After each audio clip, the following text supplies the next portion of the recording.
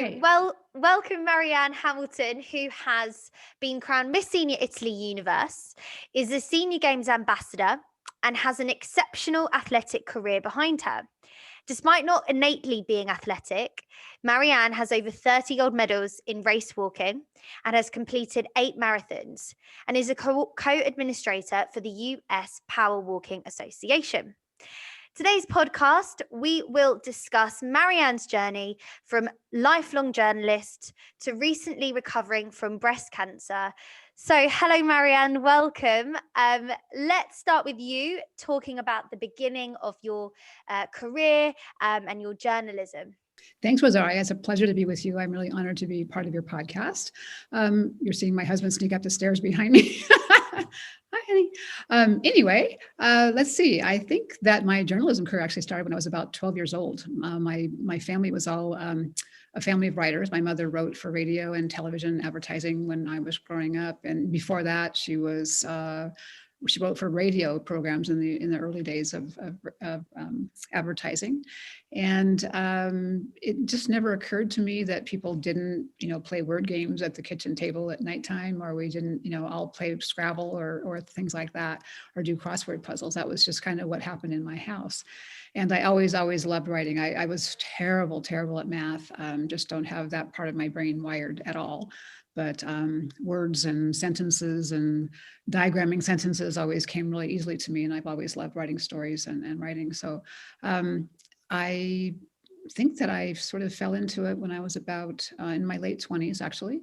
I was working for a branch of the California state government for the DMV, where you get your driver's licenses, which was not the greatest job, but it was fine. It was fine.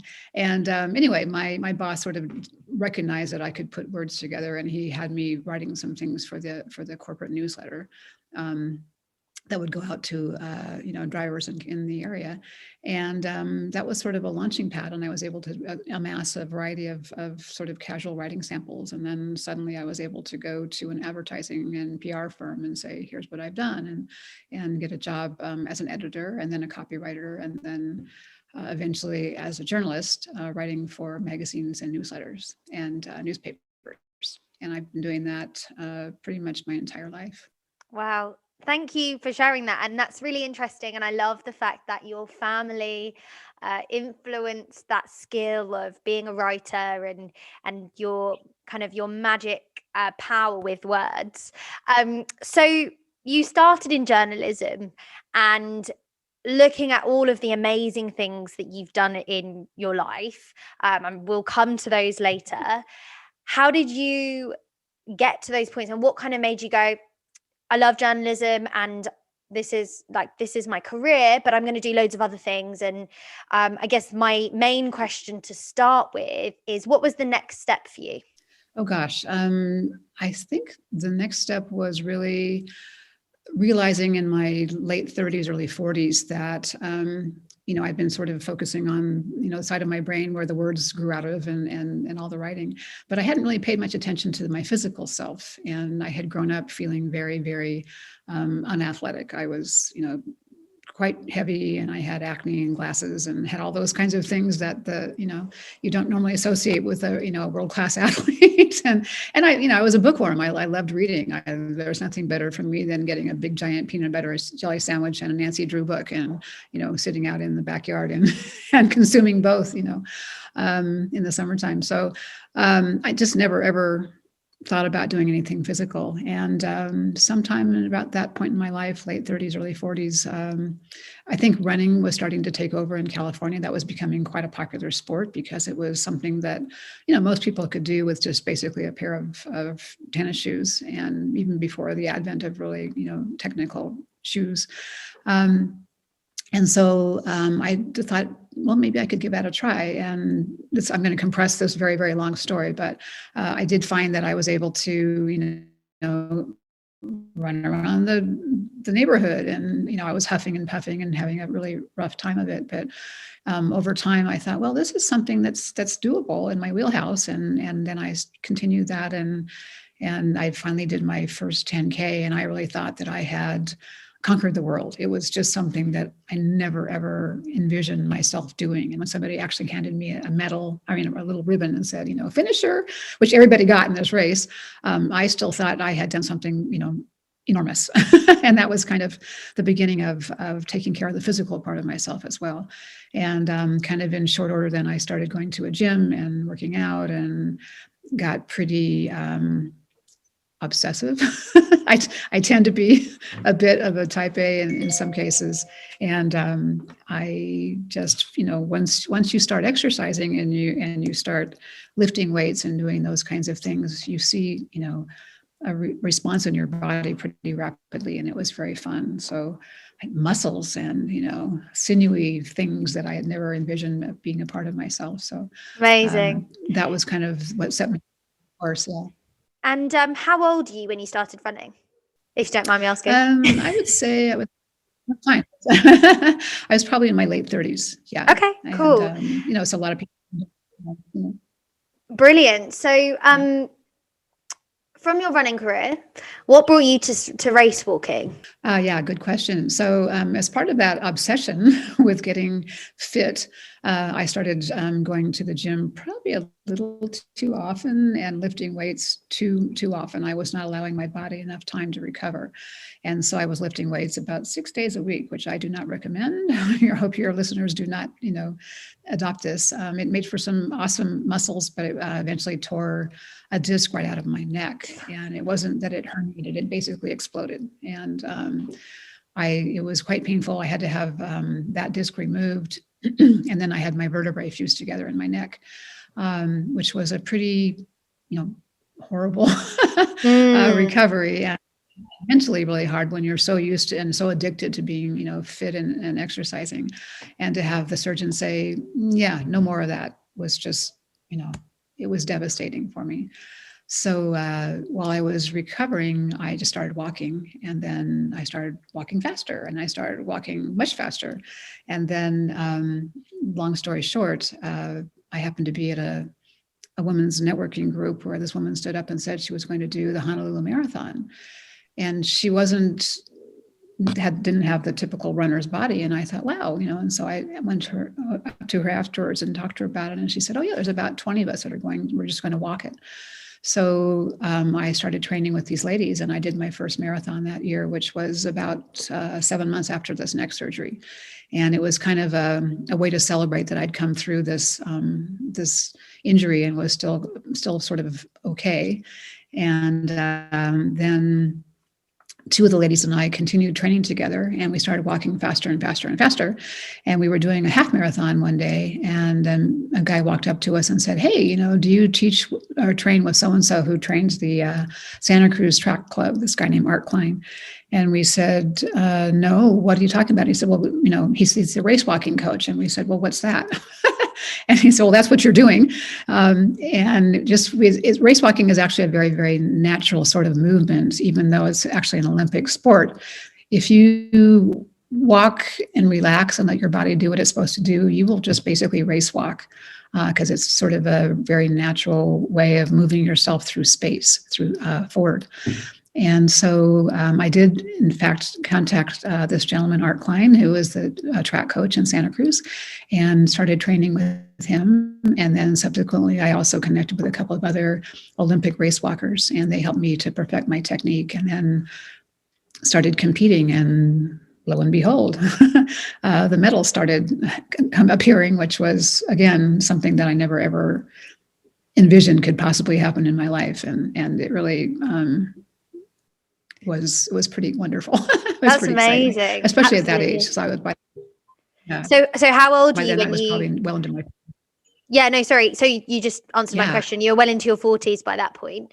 And just going back a little bit slightly to that addiction to sports and exercise and physical activity, what was it? The neck injury that kind of made you recognize, actually, this is a bit obsessive? And did you realize that you were obsessed with weightlifting whilst you were doing it, or is it something that you kind of connect to now later and that you look back? Yeah, it was certainly something that I think, the hindsight is 20/20. I realized that I was I had some probably some food issues as well. I was, I was not eating, properly, and I was having been, pretty heavy growing up. I was then sort of going the other way, and I had some, I think some food issues for sure.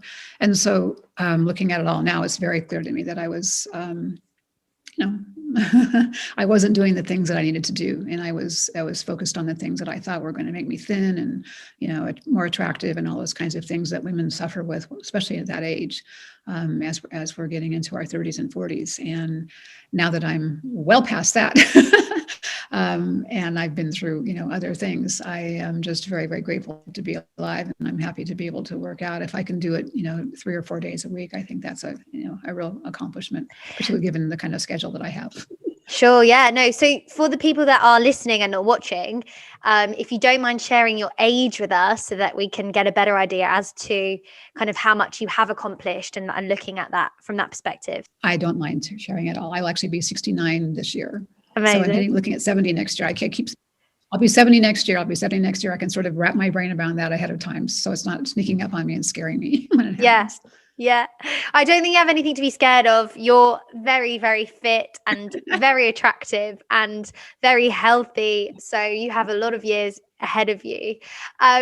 So you started this race walking career, something you never imagined that you would do. And then you've kind of become more engaged and involved within the sports industry, and within like the director of is it the National Senior Games? Yeah. Yes, race walking and power walking director of National Senior Games. Yeah. No, I was going to say with that, what made you kind of go for that and direct? Is it personal experience and saying, actually, I can do this really well, or the passion for the industry, or what? It's sort of all of the above. I think it goes back with that, being a little bit of a type A. When I get into something, I sort of tend to really get into it, and I like to connect with the people that make things happen. And I think it goes with being sort of an inveterate volunteer. I'll go, well, do you need some help? Can I help you out? And in most cases, those folks are extremely grateful to have somebody to assist them in some capacity. And, the more that you do, the more people give you to do. So if you prove that you can honor your commitments and make things happen, and you have enthusiasm and passion, I think people are very, very happy to get you involved in whatever it is that they're doing. So when my husband and I moved here to Utah 7 years ago, we had been competing in the Huntsman World Senior Games here for 3 years by that time, and we just fell in love with Utah. It's just a spectacular, beautiful place. And we got to know the race directors of the race walking and power walking events. And same thing, we said, hey, if you need some help, we'll be happy to volunteer, blah, blah, blah. And 3 years later, we're the co-directors of the events. Surprise, surprise. And from that, then we were sort of tapped to fulfill the same capacity in the National Senior Games. And those take place every other year in the United States at various cities. And it's a huge, huge, wonderful series of athletic events for anybody who's over 50. Yeah, so we actually recently had Kyle on the podcast. So he's been sharing all the exciting things about the World Senior Games. So moving on to your Miss Italy Universe career, what is Miss Senior Italy Universe? What's that about? Because I mean, in the UK, yes, there is a level of pageants, but I don't think it's as big as it is in the that it is in the US. But also, I think a lot of people listening wouldn't even know that there is a competition for people over the age of 50 or 60. Exactly. And this is actually an interesting connection through my attendance at the National Senior Games a few years back. I was there getting all, picking up my packet, getting all registered, signed in. And there was this lovely woman there, and she was wearing a sash and a crown, and it said Miss Senior Utah. And she's over there we were in Ohio, I think, or I'm sorry, we're in Minnesota. And I thought, wow, didn't know there was a Miss Senior Utah, and I live there. And so I went up to her and spoke with her briefly, and she told me a bit about the pageant. And I didn't really, didn't really process it because it was sort of busy there and it was kind of noisy.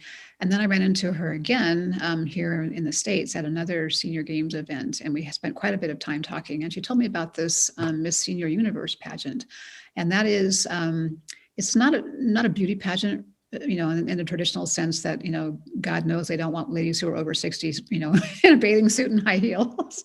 Or maybe, some might be happy with doing that, but it would not be something in my comfort zone. But it is instead a way to celebrate women who are over 60, who are still actively involved in their communities. They're making a contribution. They're active. They're physically healthy. They're sort of not accepting the traditional role of women who are 60 plus. And so I thought that was kind of interesting. So I went home and I looked on the website and read about it, and I called the pageant director, and he was very funny and gave me a lot of really interesting information. And I thought about it for a couple of months and thought, oh, there's no way. That's just not something I could do. It sounds like fun, but it's just not, it's not me. But it, something sort of stuck in my brain. And so I didn't tell my husband, and I went ahead and just, applied.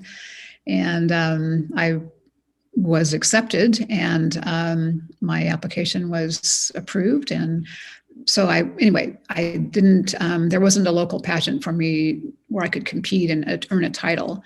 So I was through my heritage. I'm Italian.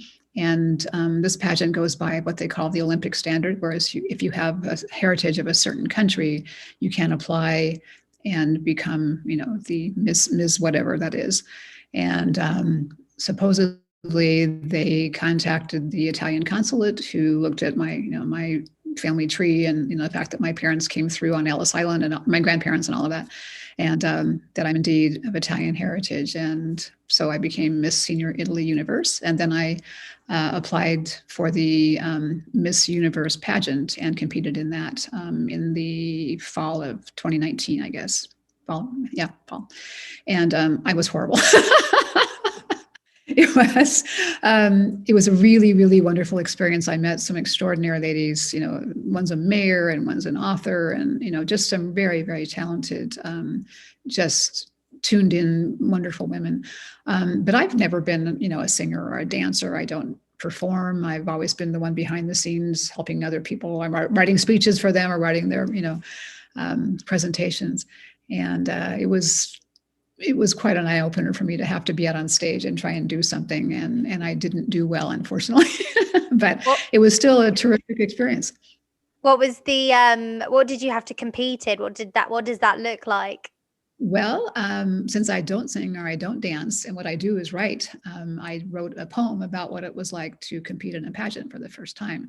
And I had understood that I would be able to just read that. And so I was totally fine with that. It was kind of funny. But right before the pageant started, I was told by somebody else, oh no, you have to know that by heart. And I had not memorized it, and it was pretty lengthy. So I was off behind the curtain, trying desperately to memorize, and I was terrified. So I got about a third of the way through, and my brain shut down, and I just started laughing. And I said, senior moment, and everybody started laughing, but then it didn't come back. So I sort of muddled through, slunk off the stage, but it was fine. It really, really pushed me out of my comfort zone. It was something I never, ever could have contemplated I'd be doing. And I had a blast, and I made some great connections, and I will never regret that I took part in that. And I'm still involved in the organization. Still, last year, at the Miss Senior USA pageant, they crowned me the Miss Senior Games ambassador, which is kind of exciting. And I will wear that crown very proudly. In fact, this evening, I'm going to be in a parade for our county fair with the Senior Games folks, with Kyle and his team. And I'll be wearing my sash and crown that says Miss Senior Games ambassador, and waving to everybody. So that'll be really fun. That sounds amazing. And you're very lucky to have a world right now in Utah that's kind of active, and you're able to do these events and stuff. I feel like we haven't in the UK been able to have an event like that for years. It feels like so long ago. Well, good luck with that, and I'm sure you'll absolutely smash it. And so I also I'm really inspired by you right now, because you're 78 and you're still doing all of these. 68. Sorry, 68. Why did I think 70? Because you're turning 70. Sorry. Yeah, yeah. 68, and you're Go. definitely. And for the listeners out there, you can definitely tell that Marianne is much younger than 78. But I like the fact that you tried something brand new that probably terrified you.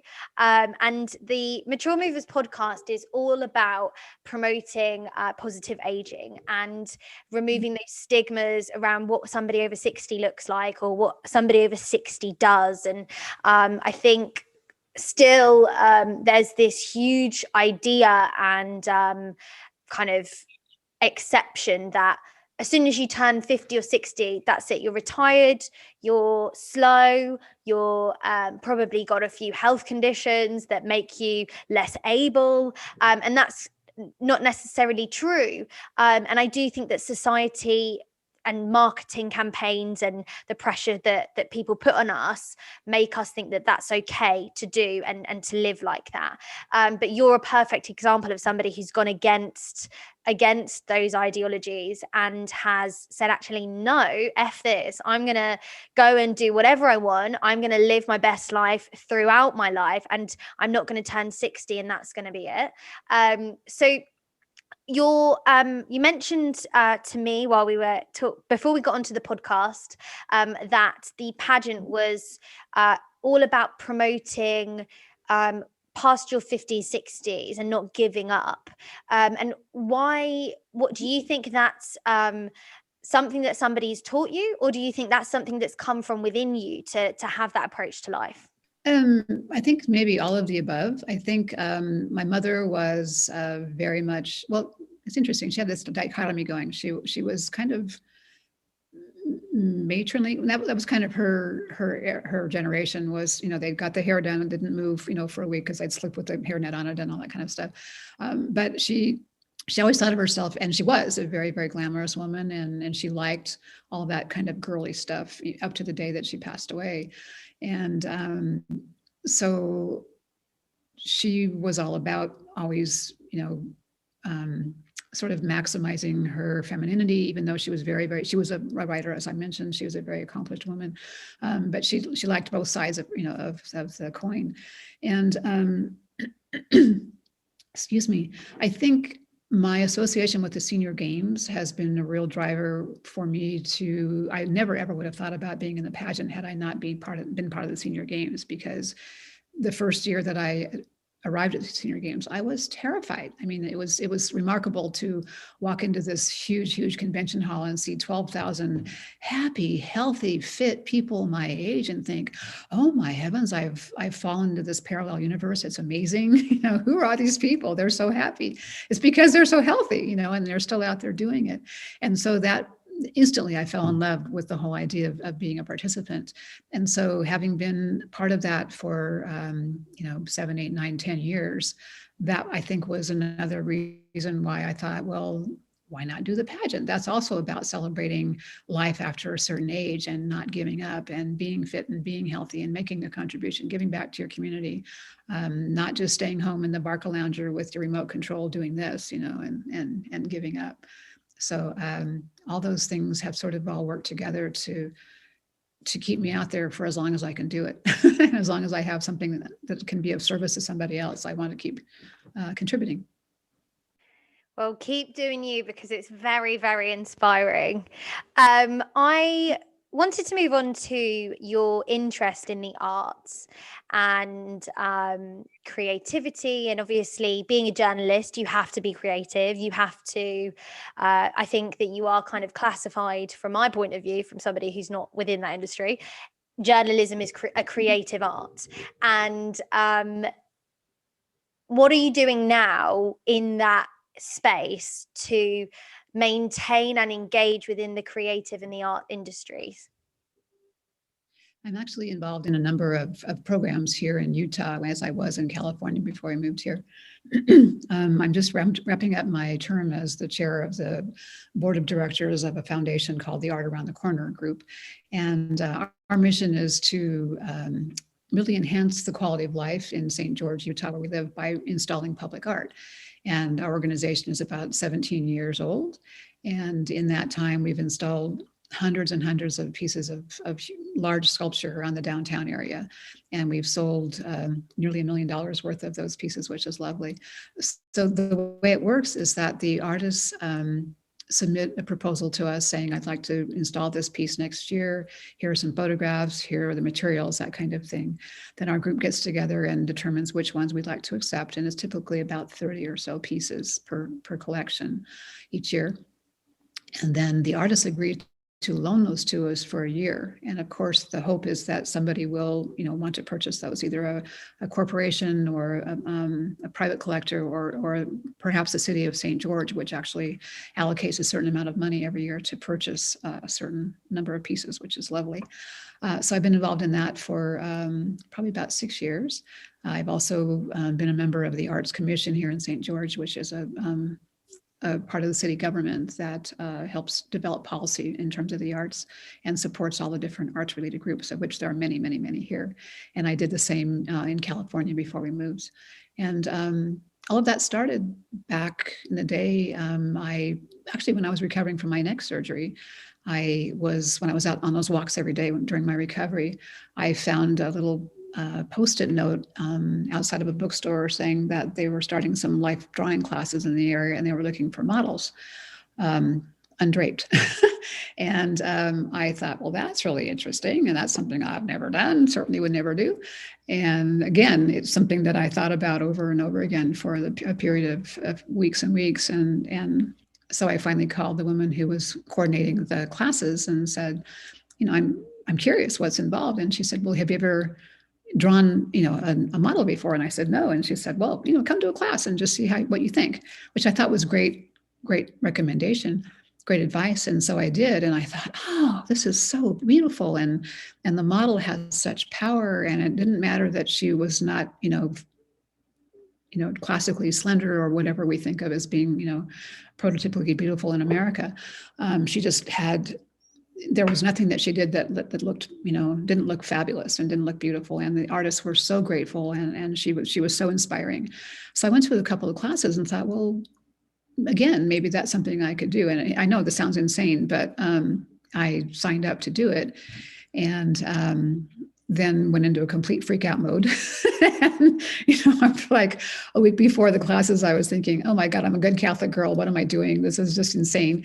But I did invite, I had three male friends who are artists, and I invited them to come to the class and draw, because I figured, well, at least I will have a sympathetic, friend there. And one of them drove me, because I still wasn't driving because of my neck surgery. And I was completely terrified up to the very last moment when I took off my robe, and everybody kind of went, oh, that's beautiful. And they started sketching and drawing, and they're so focused on getting that shadow across your chin, or, the hollow in your arm or something, that nobody even thinks twice about whether or not you have, large breasts or big rear or whatever, and it's just, you control that whole dynamic, and the give and take between an artist and model is a very, very special, intimate kind of connection that it's really hard to convey if you haven't been a part of it before. It is non-sexual. It is certainly sensual, I guess, in that the female form is really beautiful and sensual of itself in every single shape and incarnation. Anyway, it was a very, very empowering experience immediately. And so I ended up doing that for 25 years, actually, until last year. And it's just been, it was my introduction to the arts, and it's made me a very, very passionate, advocate for the arts, for sure. Wow. Well, that's also very, very inspiring, because I guess 25 years ago, that's still not, like, I think a lot of people think you have to be young to start something new, or you have to do it when you're like at your peak or your prime, and that's not the way. So this is what we're all about. We're all about changing those thought processes and those expectations of each other. So to kind of coming towards the end of the podcast, I know that you had some scary news during the COVID period, where you found out that you had breast cancer, and obviously a huge shock to anybody that gets that news. And to kind of finalize and finish the podcast, if you could give us a brief outline as to that whole experience, and please share all the happy moments and all the sad moments throughout that journey. Sure. I love to talk about this because I want women to know that it's important to take care of the girls, as Kyle said when I talked to him about it on his podcast. So to briefly summarize, I had found a lump in my right breast. So actually, it had been a cyst that had been there for years. And every year I'd go for my mammogram, and I would be freaked out, and my doctor would do a mammogram, and they would do an ultrasound, and they would say, "Oh, it's fine. It's just a watery cyst. You're okay." And then about a year ago, a year or so ago, in the fall of 2019, the cyst started feeling harder, and then it started feeling sore. And I thought, this just doesn't seem right. This is something wrong. I know my body pretty well. And so around the holidays, I called to see if I could get in for a mammogram. And we're on the Medicare system here in the US. And I was told, well, it hasn't been a year yet since your last mammogram. Medicare won't pay for it. You have to wait until January. And I probably should have just said, no, I need to get in here and do this. And I should have just paid for it myself. But I sort of thought, well, okay, I can wait. And then I got horrible flu. After I had been in my first pageant, we all came home with the flu. And so I didn't call in January to make the appointment. So I went in February.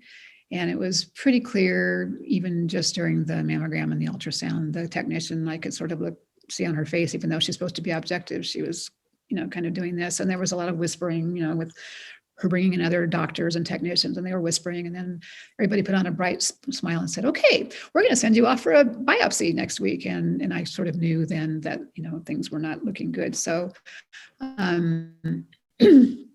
had the biopsy. I found out the next day in February of last year that I did indeed have early stage breast cancer. And that was the good news. Had I not paid attention, it might have gone sideways. But I had the biopsy. They were able to determine, what it was. 1 month later, I went in and had a lumpectomy. And it's only when they do the lumpectomy and take the tissue actually out that they can determine what phase it is. They went into my armpit where your sentinel lymph node is. They removed one of those and found out that it was clean. The cancer had not spread to the lymph node, which was the very, very best news of all, because it wasn't then going into my system and then becoming stage 2. And then I was allowed to heal for a month. And then I was given a course of high dosage radiation treatments. Now those typically will take, in regular dosage, it will typically take you 6 weeks of going every single day, 5 days a week. In my case, my doctor thought for whatever reason that I could withstand the high dose, which is basically a double dose for 3 weeks. So you get through it faster. It's just, you're getting zapped with more, I guess. Excuse me. And so, it was pretty bizarre. It was definitely not something that I thought was going to happen at that point in my life. But there was a lot of cancer and heart disease in my family. My mother died of colon cancer, and my brother had lymphoma. He passed away when he was 49. So it wasn't such a shock, but it was just like, I really don't have time for this. And so, but as you said, it was right when COVID hit and everything pretty much had shut down. So, why not fight cancer while I'm at it? So that's what I was doing while everybody else was kind of taking a hiatus from being around to each other. I was off dealing with my cancer. And my wonderful, fabulous, adorable husband has been there for me every step of the way. He took me to every single doctor's appointment. He took me to every single radiation treatment. And after radiation, we would go off and, just go to the store or do something just so I could get my mind off of it. And he made sure I ate a lot of stuff to try and keep my calories up, because I did tend to lose a little weight. And he got me through it. And 2 weeks after I finished treatments, I did a half marathon to celebrate. So that was kind of cool. That's amazing. I mean, getting through cancer and then doing a half marathon, I don't know many people that could do that in such a close proximity. And I loved that you mentioned your outfits when you were going to your appointment. So please share that, because that gives me so much joy. Well, I'm kind of known for my sparkly skirts. Actually, a lot of my friends just call me Sparkles. That's my nickname. And I love, if anything has sequins or rhinestones or glitter, it's coming home with me, basically. So I have probably about a dozen sparkly skirts that I wear when I do races over my running shorts. And so I decided that since I was basically running a marathon with this treatment protocol, I would wear a different colored running skirt every day and go in for my treatment. And it kind of, livened up things. The technician said, "Oh God, most people come in here with the same sweats and they're really upset and they look sad." And so I made a deal out of it. And then every day I wrote the number of treatments left on my arm. So I could, like, okay, I've got 16, I've got 15, I've got 14, however many are left. And they all kind of got a kick out of that. And then the very last day, I decided that it was going to be a celebration. So I put on a sequin cocktail dress and my sash and my crown and high heels, and went in for my last radiation treatment. And that was a fun way to end the whole adventure. And final question, did you think that your positive mindset and just your approach to the whole process impacted your recovery? Well, that's what the doctor said. That's what my oncologist said. It wasn't that I was taking it lightly or that I wasn't affected by it. I definitely was. And, you do your crying in the shower where people can't see you, right? So it was pretty hard, and it's still, emotional to talk about it yet, a year later. But it never occurred to me that I wasn't going to live. It never occurred to me I wasn't going to get through this. And again, I have to give this, put a big asterisk on this. Again, I did have very early stage. Somebody who might have waited longer or didn't realize that they had, a lump to begin with might have not had the same outcome.